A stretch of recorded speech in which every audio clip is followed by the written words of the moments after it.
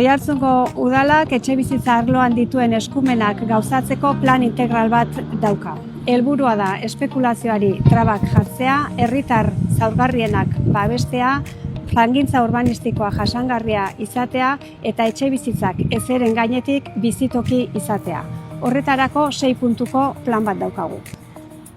Promozio berri guztietan, eredu guztietako etxebizitzak egoteko bermeak hartu ditugu. Hala izango ditugu babes ofizialeko alokairuzko etxebizitzak, babes sozialeko salmentazko etxebizitzak, tasatuak eta libreak. Eta horretaz aparte, etxebizitza tasatuen salerosketak kontrolatzeko neurri berriak hartu ditugu.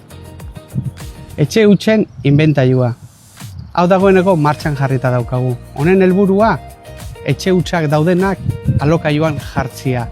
Eta ez ditugunak lortzen, gainkargu bat izango luteke. Beste aldetik, bizigune eta ASAP programa.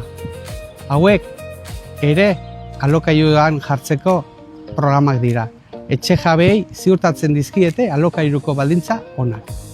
Eta amaitzeko, urtarrileko plenoan etxebizitza bati erabilera turistikoa eman ahal izateko baldintzak jarri genituen eta azkenik otsaileko plenoan onartu berri dugu etxebizitza sailari eskaera egitea Oiartzun tentsio handiko eremu izenda dezan.